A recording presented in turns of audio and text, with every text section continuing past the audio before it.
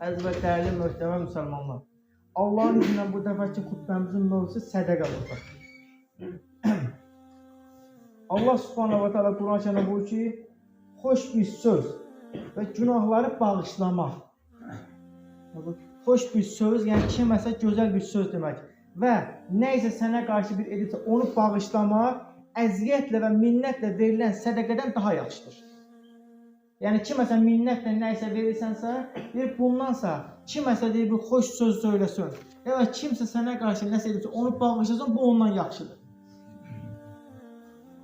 Peyğəmbərimiz sallallahu əleyhi və səlləm buyurur ki, sədəqələrin ən xeyirlisi öz yaxın qohumlarına veriləndir. Bunda iki savab var. Bir, sədəqə verirsən, iki, qohumluq əqrabalarını yaxınlaşdırırsan. Qohumluq əqrabalarını riayət etmiş olursan. Peyğəmbərimiz buyurur ki, verən əl alan əldən xeyirlidir. Sən ilk əvvəl yaxşıyını, təmizini və ən gözəlini insanlara ver. Və buyurur ki, sədəqən ən fəzilətlisi içində sənə qarşı gizlicə, yəni büruzə vermək bəzən var da, indi hər birində var. Gizlicə deyib düşmənçilik bəsləyən qohumların var ha. Onlara verdiyin ən üstünü sədəqənin. Bilirsən ki, hansısa bir qohumun, hansısa bir yaxının səndən biraz inciyib, səndən biraz küçük. Amma büruzə verir. Sən aparır, ən gözəlini ona ver. Çünki qarşınızda, onda aranızda mehribançılıq yaranacaq. Çünki Peyğəmbərimiz sallallahu başqa bir hədisdən buyurur ki, suyun odu söndürdüyü kimi sədəqə də cəhənnəm əzabını söndürür, cəhənnəm odunu söndürür. Hətta Peyğəmbərimiz sallallahu buyurur ki, qiyamət günü o ən qorxunc bir anda müminin kölgəsi öz sədəqəsi olacaq. Yəni insanlara etdiyi yaxşılıqlar olacaq. Allah subhanahu Quran-ı buyurur ki, mallarını Allah yoluna sərf edənlərin halı 7 sümbül verən bir toxuma bənzəyir ki, bu sümbüllərin hər birində 100 ədəddən vardır. Allah istədiyi kəs üçün bundan daha qat-qat artığını verir. Yəni sahib, bir sümbül, yəni bir sümbüldən 7 dənəsi çıxır. Bir dəndən 7 sümbül çıxır. Hər sümbüldə də 100 dən. Siz bir manat kiməsə verirsinizsə, mən bu bir dəndən ki, nə qədər bu sümbül çıxdı, nə qədər dəni 700 dən edir, bir belə artırır. Sizi bir belə artığını verirəm. Və Allahın lütfü genişdir və istədiyi şəxsə bundan daha artığını verir. Yəni bizim bir manatımız 700 manata bərabər olur. Artıq nə istəyir? Qazanc deyir, İslam deyir, ver qazan. Həzrət Ömər radiyallahu anh deyir ki, Allah Resulü sallallahu aleyhi ve sellem sədəqə verin dedi. Həmin Allah Resulü bunu deyəndə həmin il mal-mülküm çox idi. Və deyir, hər zaman Əbu Bəkrə qibdə edirdim. Həzrət Əbu Bəkrə ki, hər zaman çox verir. Bir malım mülküm çox idi deyə sevindim ki, bir Əbu Bəkrə keçəcəm. Və deyir, malımın mülkün yarısını alıb Allah Resulü'nün yanına getdim. Və Allah Resulü sallallahu aleyhi ve sellem yanına çatanda buyurur ki, ey Ömər, nə verdin və evdən nə saxladın? Buyurur ki, ey Allah Resulü, malımın yarısını sizə gətirdim, yarısını evdə saxladım. Deyir, bu əsnada Əbu Bəkir radiyallahu anh gəlir, Həzrət Peyğəmbərimiz Əbu Bəkirdən sonra, ey Əbu Bəkir, nə verdin və nə saxladın evində? Buyurur ki, ey Allah Resulü, malımın, mülkün hamısını Allah rızası üçün verdim, evdə isə Allah və Rasulunun sevgisini saxladım. Həzrət Ömər bir ağlayır və buyurur ki, bir də həmən Əbu Bəkirlə yanlış edim. Yəni, bu paylaşmaqda, bu haqda mən heç vaxt bunu keçə bilməyəcəm. Yəni, bu insan nəyi var idi onu verirdi və Allah da verirdi. Rəzzaqın malını insanlara verirsən, Rəzzaq Allah yenə verəcək. Peyğəmbərimiz sallallahu buyurur ki, aranızda varisinin malının öz malından çox sevən yoxdur. Heç kim deyir, varisinin malını öz malından çox sevir. Hamı öz malını çox sevir. Amma deyir, öz malınız bilirsiniz hansıdır? Öz malınız ahirətə apardığınızdır. Varisinizin malı isə bu dünyada qalıb və evlatlarınıza qalandır. Evlatlarınıza qalır, varis olur. Onlar varis çıxırdır mallarınıza. Sizin malınız isə ahirətə apardığınızdır. Hamınız deyir, öz malınızı çox sevirsiniz, amma heç nə aparmaq istəmirsiniz. Hamısını burada qoymaq istəyirsiniz. Və Əhməd ibn Həmbələ bir günləri, Əhməd ibn Həmbəl deyirlər ki, bəs evladın üçün sən bir mal mülk qoyursan mı? Deyir, xeyr. Mən deyir, mal mülkü qazanmışamsa, evladım da qazanacaq. Onun üçün salih, iman bıraxıb gedirəm. Yəni bu günləri bizdə nədir? Qazanırıq, yığırıq nə üçün? Evladlarımıza, evladım gələcək ev olsun, evladım. Qardaş, bunu sən qazanmısansa, bu evi sən tiymisansa, sən o evlada imanı ver, Allah sevgisini ver, o evi evlad da tikəcək. Bugün deyir, qiyamət günü Allah Subhanahu taala bir şəxsi çağırır. Bu ki, ey qulum, bax, sənin qazanıb haramla yığdığın və cəhənnəmi qazandığın o mal mülk var da, indi evladı sənin arxanca onlara sədaqə verir və cənnəti qazanır. Yəni biz haramla, yalanla, dolanla qazandıq ki, evimiz, imarətimiz olsun, nə üçün evladlarımızsın. 2 oğlumuz varsa bir dənə sota fikirləşirik. Oğlumun gələcəkdə böyüyüb sotası olsun. Oğlumun gələcəkdə imanlı olsun, Allaha bağlı olsun deyə deyil ha. Oğlum gələcəkdə evi olsun. Vallahi billahi evlada verəcəyimiz ən böyük zinət imandır. İmanlı, Allaha bağlı bir insan sənin tikdiyin evin 2 qatını tikəcək. Həzrət Peyğəmbərimiz sallallahu əleyhi və səlləm ki, Bəni İsraildə 3 şəxs var idi. Birinin dərisi ala idi, alaca basmışdı. Dərisi hər tərəfə ala idi. Çox eybəcər bir vəziyyətdə idi. Birinin başı keçəli idi, birində gözləri kör idi. Bir gün Allah Subhanahu taala mələk elir bunların yanına və bu ala xəstəliyin yanına gəlir. Və buyurur ki, Allahdan nə istəyirsən, sənə nə vereyim? Deyir, Allahdan ən çox istədiyim bu alaca xəstəliyi məndən getməyidir. Və deyir, həmin mələk əlini sürtür onun üzərinə və alaca xəstəlik ondan gedir. Və buyurur ki, Allahdan başqa nə istəyirsən, mal mülkdən? Deyir ki, mən dəvəni çox sevirəm. Allahdan bir dəvə istəyərəm. Deyir, həmin mələk ona bir dişi dəvə verir. Və ayrılır, keçəl şəxsin yanına gedir. Və buyurur ki, Allahdan nə istəyirsən? Buyurur ki, Allahdan sadəcə bunu ortadan qaldırmağı istəyirəm. İnsanlar mənə alay edirlər. Deyir, əlin onun üzərində çəkir və deyir, o xəstəlik ondan dəf olur. Və buyurur ki, mal mülkdən nə istəyirsən? Deyir, mən inək çox sevərəm. Və deyir, ona bir boğaz inək verir. Və ayrılır 3-cü çox şəxsin yanına gəlir və buyurur ki, Allah Subhanahu taala nə istəyirsən? Buyurur ki, Allah Subhanahu taala istədiyim tək şey gözlərimin görməyidir. Həmin deyir, mələk onun üzərinə əlini çəkir və o şəxsin gözləri görür. Deyir, mal mülkdən nə istəyirsən? Deyir, mal mülkdən qoyunu çox sevirəm. İstəyirəm Allah Subhanahu taala mənə bir qoyun versin. Və deyir, həmin mələk ona bir balaca quzusu yanında olan bir qoyun verir. Və deyir, bir müddət keçəndən sonra bunların hər birinin dəvəsi, birinin inəyi və o birinin də qoyunu bir vadi dolusu olur. Və bir gün deyir, həmin mələk insan qiyafəsinə girib onların yanına gəlir. Ən birincidir, alaca xəstəlik olanın yanına gəlir və alaca vəziyyətdə, yəni onun xəstəliyində olmuş bir vəziyyətdə və onun yanına gəlib buyurur ki, mənim bir yerə gedəcəm və ora gedəcək minik lazımdır. Mənə bir dəvə ver, həmin yerə gedim. Həmin şəxs buyurur ki, mənim mal mülkümlə verəcək şəxslər var, onlara verim qutarım, sonra nə qalacaq sənə verərəm. Mələk qadir deyir ki, sən mənə bir yerdən tanış gəlirsən. Sən alaca xəstəlik olan və kasıb olan insan deyildinmi? Həmin o şəxs buyurur ki, xeyr, bu mənə Allaha and olsun ki, bu mənim atamdan miras qalıb. Bu var, dövlət hamısı mənim atamdan qalıb və mən heç vaxt o xəstəliyə düçar olmamışam.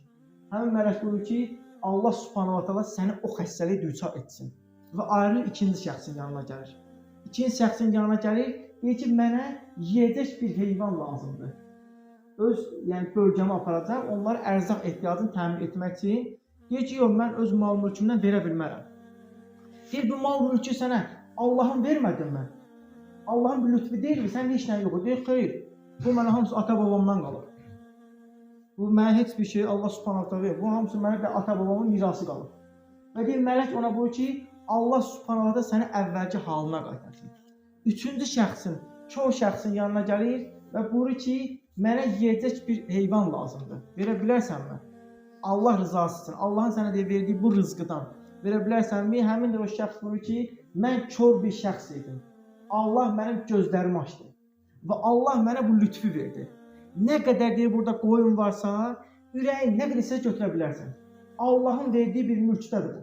Allah mənə yenə verəcək. Allaha deyir, şahid tuturam ki, nə qədər deyir, bundan aparsan, bir damcı da olsa sənə qarşı istəyətim keçməyəcək. Və həmin mələk buyurur ki, Allah sənin malına bərəkət versin. Və Allah sonra əvvəlki sənin o 2 dostun var idi, onları əvvəlki hallarına qaytarsın. Yəni Allahın mülkündə Və Həzrət Peyğəmbərimiz sallallahu əleyhi və səlləm bu hadisəni danışandan sonra bu ayəni oxudu. Mallarını gecə və gündüz, gizli və aşkarda yoxsullara sərf edənlərin Rəbbi yanında böyük mükafatları vardır. Onların axirətdə heç bir qorxusu yoxdur və onlar qəm-qüssə görməzlər. Qardaş, Rəbbimizin verdiyi bir nemət. Özümüzün deyil ki, dədəmizdən miras qalmıyor ki, atamıza da Allah vermişdi. Allahın nemətini Allahın yaratdığına verməyə xəstə edirik. Versən bitirəcək. Kimin mülkünə, kimin verdiyini haqq hesab edirik. Yəni bunu bir an düşünsək, vallahi billahi insana gülməli gəlir. Allahın verdiyi bir neməti qorxuruq vermək ki, azalacaq.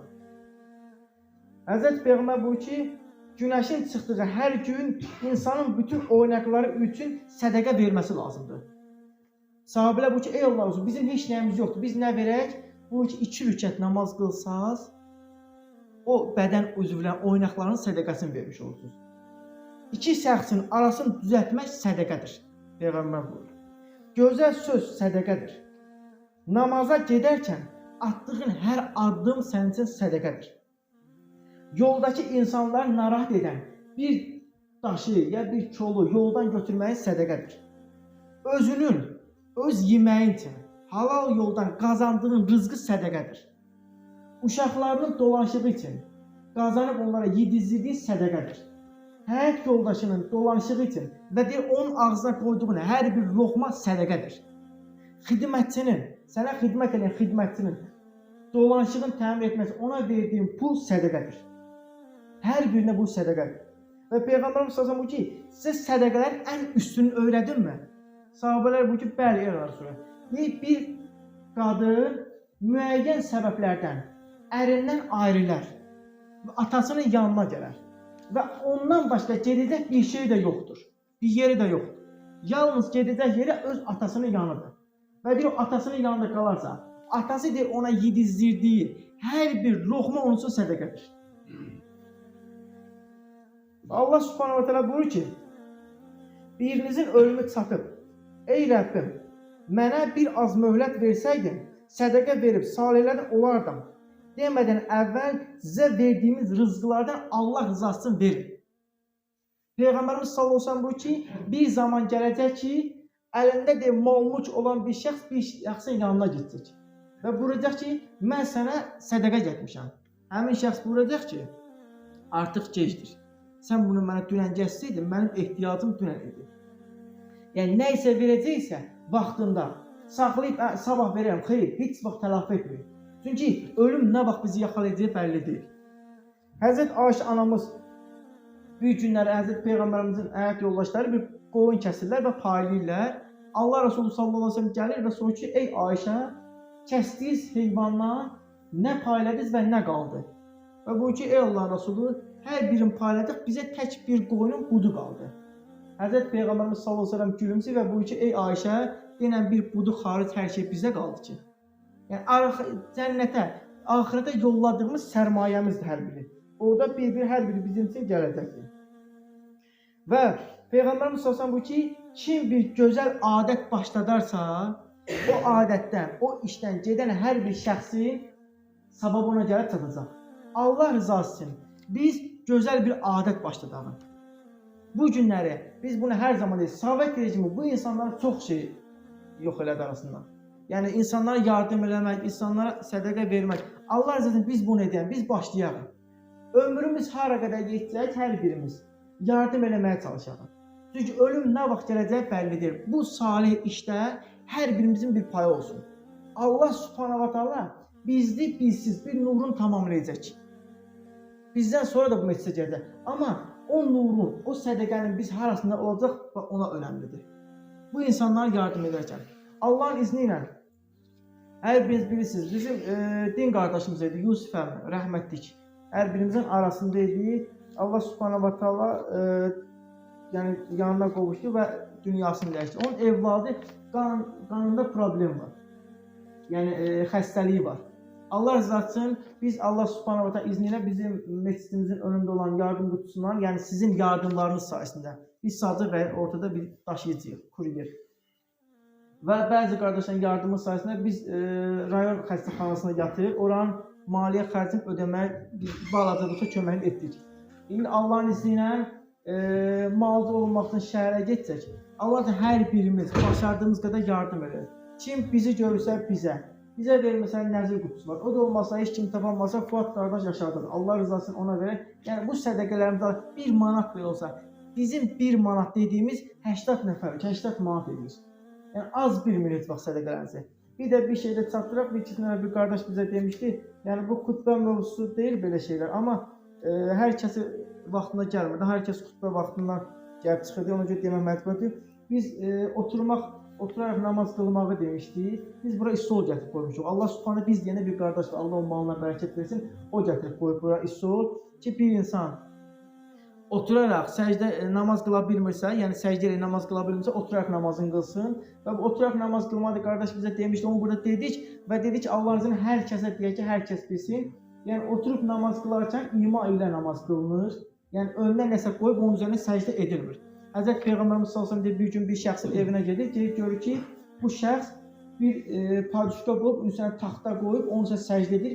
Allah Resulü onu alır və atır qırağa, buyurur ki, qıla bilərsən, ya səcdə et, ya da ima ilə qıl. Yəni əyilərək qıl. Nəyisə üzərinə səcdə edin, istolda oturarkən yerə səcdə edə bilmirsənsə, ima ilə qılarsan, yarım əyilərək, yarım biraz əyilərək. Və sahabələrdən Abdullah ibn Məsud bir gün buyurur ki, mən bir şəxsin yanına getdim, o da istol üzərinə, yəni yemək yedi istolunu səcdə edirdi və Abdullah mənə əsəbləşib və buyurur ki, sən özündən yeni bir din mi çıxartdın? Allah Subhanahu va Taala, Allah Resulü buna bizi tam qadağan etmişdir.